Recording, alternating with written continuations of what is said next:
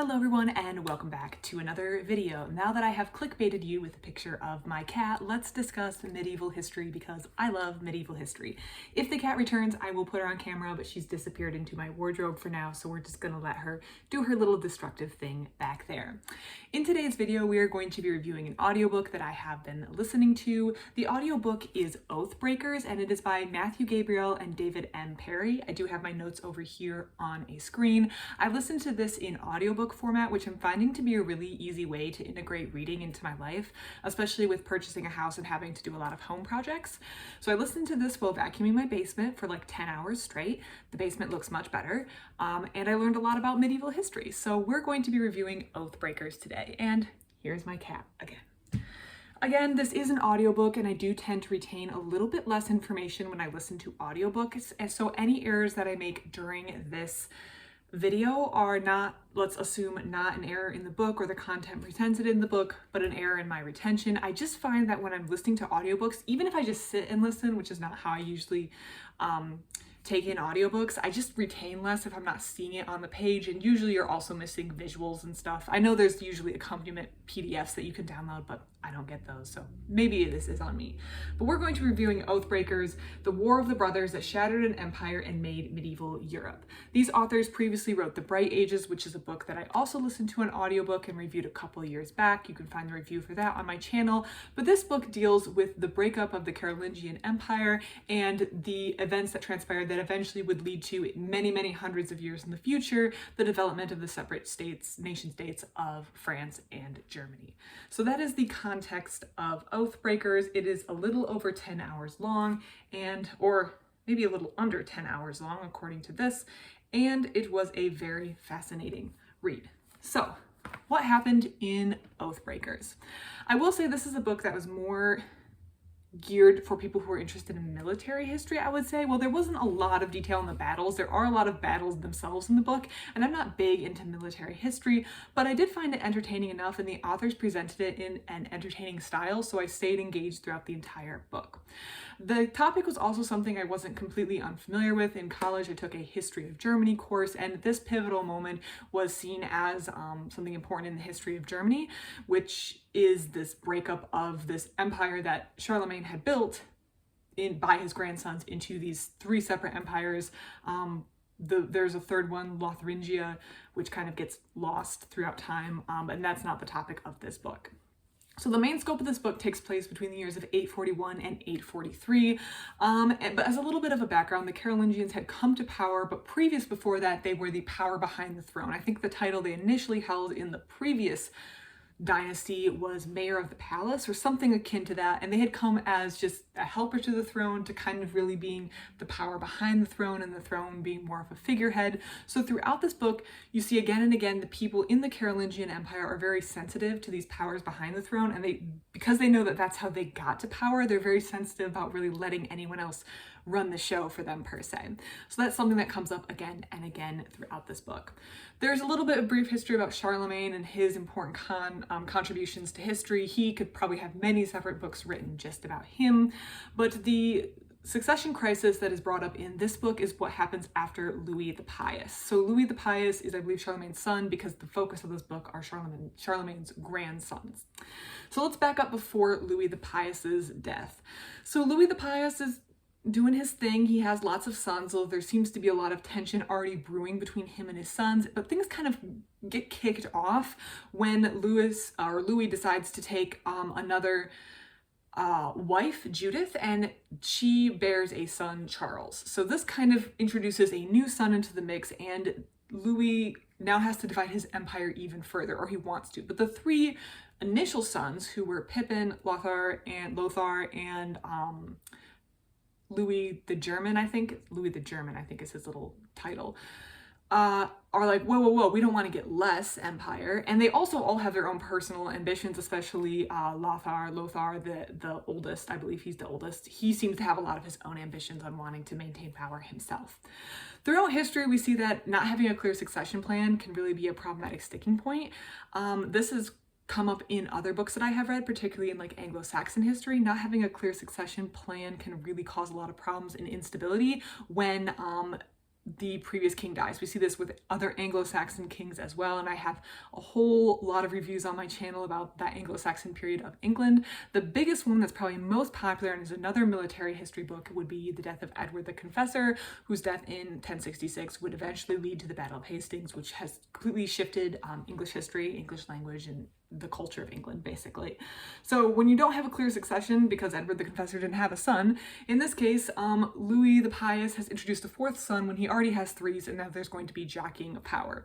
There's already some jockeying of power before Louis's death. There's this event called the Field of Lies, where brothers turn on father, but then Lothar takes too much power and kind of becomes the top emperor, and some of the brothers are kind of like, okay, we didn't agree to dethrone Louis, our father, just so you could be in charge. So then they get their father out of exile or prison. They reinstate him. So there's already some jockeying for power, and there's a lot of questions about whether or not Louis the Pious was being too soft on his sons, because there's some punishment, but everything eventually is always all forgiven. And so that really leads to the sons feeling that they can do anything without consequences. Of course, there is, another wife, another son, and there are some concerns around that. At some point, Pippin, one of the sons, leaves the picture, and if I remember correctly, Pippin's son, or like the next in line there, gets disinherited, and now Charles, Judith's son, is going to take his place. But of course, Pippin's whole side of the family is not going to like that very much. So now we're back to three sons, if I'm recalling this audiobook correctly. One thing that was confusing is there was a lot of people with the same name, a lot of Charleses, some Pippins, Louis, so we're trying our best. But Judith's son kind of becomes a player in this whole thing as well. Then Louis the Pious dies, so now we're in our succession crisis. What are we going to do? And the empire is kind of split up, but everyone's trying to get as much as possible. And we also have, I believe his name was Pippin II. He's kind of trying to get some power too. There's a lot of people trying to get power, and it's clear that this is not going to be pretty quickly that this is not just going to be one person maintaining control of the entire empire. So people are battling, and then we have a lot of problems. Apologies for the sirens. People are always crashing and blowing themselves up in this neighborhood, especially with the 4th. The battles are kind of notable because even following the death, a lot of the battles are mostly posturing. It's people who get together with their battles and they kind of like look at each other and say like, oh, you gathered more supporters than me, so if we were to go to battle, you would win. It's kind of like, I've heard of this analogy, which I'm not going to draw on too heavily, but like in the natural world, sometimes males will play fight to kind of figure out who's stronger so that when it's mating season, they can avoid true violence. Now, this book is not about mating rituals among like grizzly bears, so we're not going to draw that analogy too far, but a lot of the battle is just posturing because ultimately these are all people in the same empire, kind of supposedly, and the fact that they are going to be fighting is kind of unheard of until we get to the breaking point, which is the Battle of Fontenoy. I think I'm saying that correctly. In the Battle of Fontenoy, things kind of get out of hand and there's actual bloodshed, there's actual fighting between the different forces. And this is completely shocking. I will say around this time and throughout all of this fighting with this battle and with these other people, there's this individual named Bernard of Septimania. Bernard is just kind of always around. He's one of those characters who's just kind of suspect. He's promising to help this person, but then he's not showing up. He's one of those characters who just always has his fingers in the mix. He's kind of one of those interesting little guys.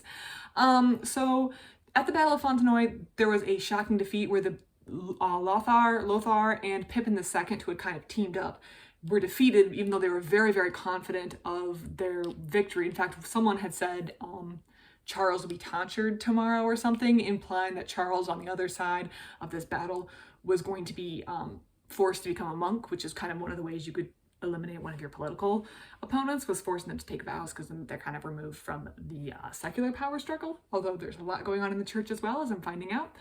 So Bernard of Septimania is involved, but this battle is really shocking to people, and it's even shocking to the people themselves. Instead of posturing, they actually went to war, and people who were supposedly on each other's side engaged in basically a civil war or a civil battle at the very least. So this is very, very upsetting.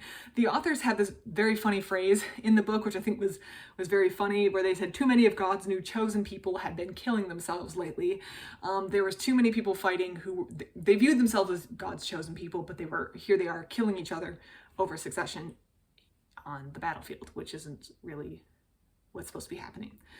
Things do kind of, they try to walk back from this in 1842 with the Oaths of Strasbourg, where they take oaths. They actually take oaths in vernacular, which is also very important, and we're kind of deviating because Louis swore, if I remember correctly, Louis swore in Romance, which is like a proto-French language, I believe, but then Charles swore his oath in German. I'm assuming Old High German, not like the modern, like High German. So we are seeing the development of different languages from this empire that Charlemagne had kind of ruled all over. There's still some things to be resolved, and things, the oaths of Strasbourg in 1842 don't really end things. It's not until 1843 we have this Treaty of Verdun, which really ends things. This is the division of the empire into 3 parts, and this kind of sets the trajectory. So this civil war, this power struggle after Louis the Pious's death, actually leads to 1,000 years in the future, we have these separate nations of Germany and France. Now, Germany and France would have been unknown words. I believe the division was like East, Middle, and West Francia. I think I'm recalling that. I don't remember if that was in the book. I think that was from my history of Germany class. But the idea of France and Germany weren't exactly the concepts that they would have thought of themselves in, but it is a shocking breakup of an empire that is going to set these 2 regions onto a very different track throughout the rest of history. Overall, I felt like this audiobook was interesting and good. I think I'm not really big into military history, and this might not be entirely a military history book, but there is quite a bit of fighting and posturing and battles and lines. I think maybe reading a physical book would have helped with maps, because there's a lot of things and rivers referenced that I was just having to like imagine in my head, or I'm like, okay, I think I know where that is. So there were a couple things I was having to envision that I think the book would probably have a map of, which would have been nice. There are a lot of people with the same names. Again, in an audiobook, it can also be really hard to keep them straight. But I do think that the authors kept things entertaining. They kept things enjoyable as much as they could. It wasn't too long. It didn't feel like it dragged, but it felt like it covered everything it needed. And there's a lot that happened in this time. So I think if you're interested in medieval history, if you're interested in military history, if you're interested in the Middle Ages, then Oathbreakers by Matthew Gabriele and David Perry would be a really good audiobook to check out. If you have any thoughts on this book or on this review, please let me know in the comment section down below. I would love to hear it. Thank you so much for watching, and I hope you have a great rest of your day.